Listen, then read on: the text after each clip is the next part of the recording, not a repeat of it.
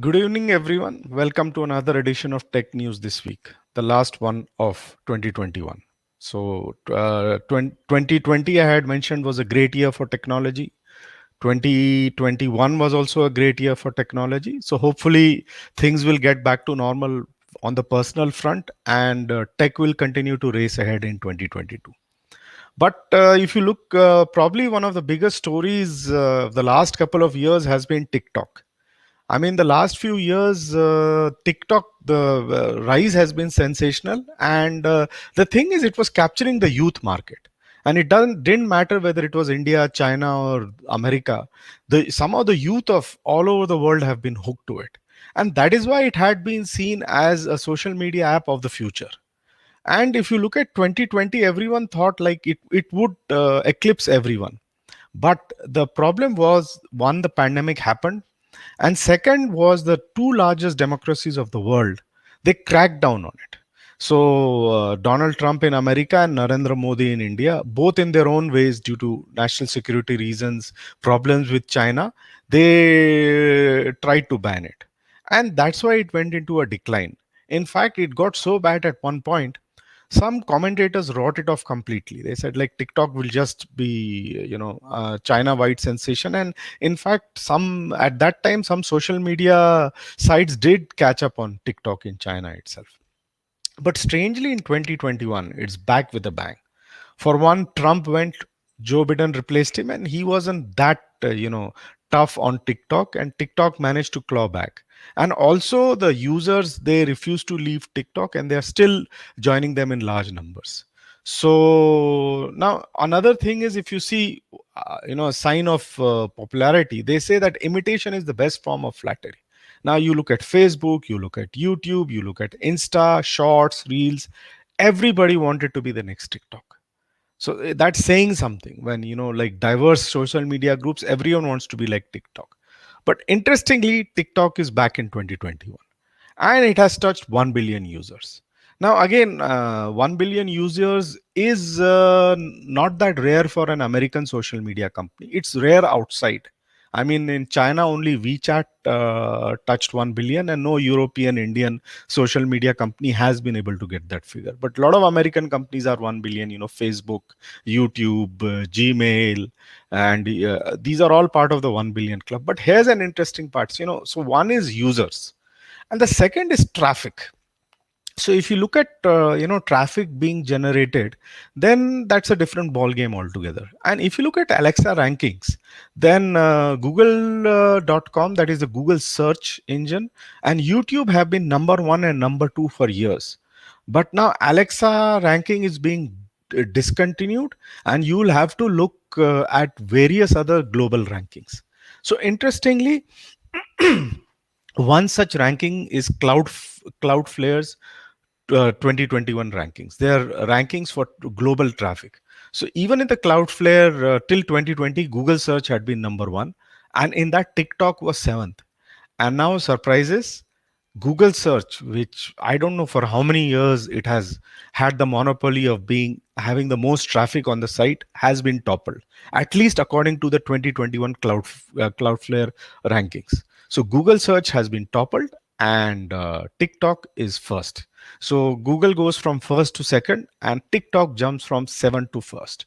So obviously TikTok has great potential. That means, obviously, it means you're spending more time on TikTok than you're on Google search. And going forward, it looks like there's no stopping TikTok now. Even in the India market, it's trying to get back with a bang. If it comes back in India, it's there in America, it's there in China. These are the top 3 populations of the world. So it will be the first site, like Google search, Facebook, you don't have in China, and most of the Chinese giants, they don't have a presence outside anywhere else. So TikTok will be the first that will cut across the geographies of the 3 largest populations in the world. So for it, the sky is the limit. And also, we talk of American companies, Alphabet and Facebook, which are in the $1 billion club. China is also doing well. So now you have WeChat and TikTok in the $1 billion club. 1 billion user club. And when it comes to the half a billion user club, there are many Chinese players like Douyin, QQ, Weibo, Qzone, and Kuashu is also on the verge of entering it. The rest of the world is way behind, and India is nowhere in the picture. Now, another thing, continuing this is, Web 3.0. Again, what is Web 3.0? So you had Web 1.0, Web 2.0. These terms never really caught, with the common populace. Nobody took these terms seriously. But still, Web 3.0 is has been declared it's imminent, and what it is, nobody really knows. Everybody is trying to have a definition. In fact, many have already started calling it that it is Web 2.0 enabled with blockchain, cryptocurrency, and AR/VR. So let's see if that sticks. But Web 3.0, there is a battle brewing over its definition and exactly what it will be. Tweeted Elon Musk, has anyone seen Web 3? I can't find it.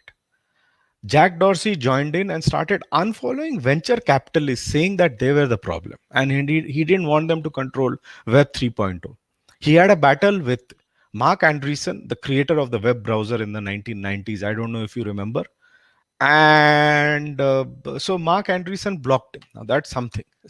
The former CEO of Twitter has found himself being blocked on Twitter by another famous personality.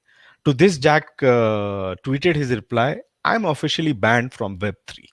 Now, Andreessen and Ben Horowitz have launched a VC firm also known as A16Z, and they are great champions of both Web 3.0 and cryptocurrencies.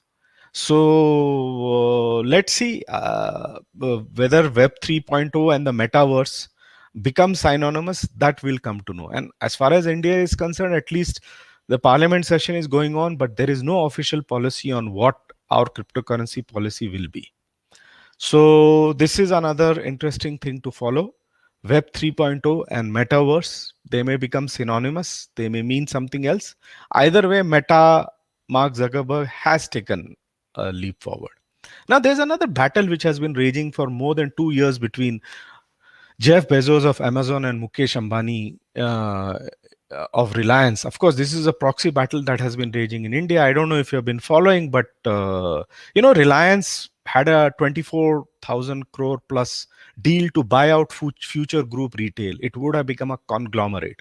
But Amazon had put a spoke in its works because it seems that it held a 49% stake of Future Coupons, which is part of Future Group Retail. And since they were not consulted, they were a part of it, they went to court. And 2 years of great legal battle has been brewing. They went to the High Court, they went to the Supreme Court, they went to a Singapore arbitration court. But in the end, it wasn't the courts, but the Competition Commission of India, which made the original deal null and void. And it seems now Reliance has a victory. And you will have three big giants in the offline online retail e-commerce space. One is Walmart, which has acquired Flipkart. Then you'll have the Tatas, which was big in offline retail. They acquired Big Basket. And now Reliance, which has Reliance Fresh, Reliance Digital, JioMart, and now it gets the entire Future Group, which has also Central Mall, among other things. Central Mall, Big Bazaar, all those things.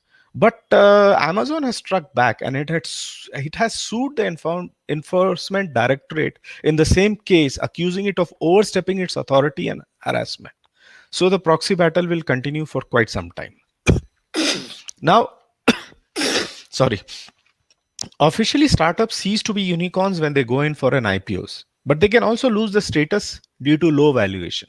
That happened with Paytm Mall recently. This is a big fall, as in 2020 it was valued at 3 billion. Now it has fallen below 1 billion.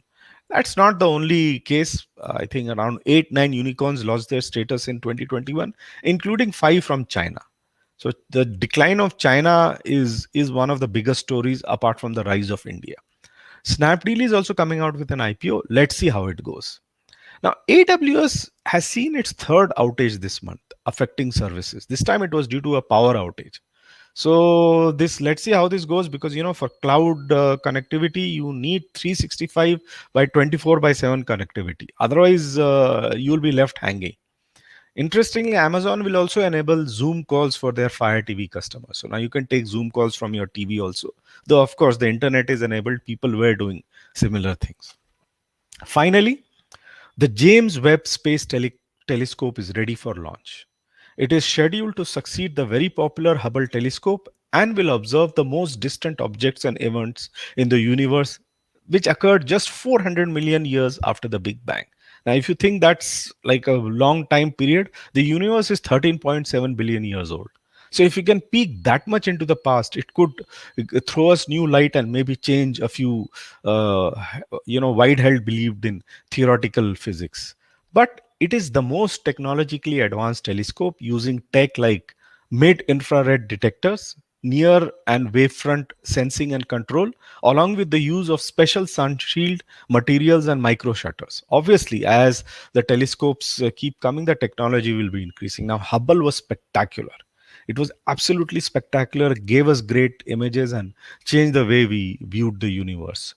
So it remains to be seen whether how James Webb, how much further it will go and how much further it will delight us. So on that note, I'd like to end this week's edition. And here's, wishing everyone a COVID year three. Let's hope things return to normal. All of you have a great year and it's a prosperous time for the globe. See you. Bye.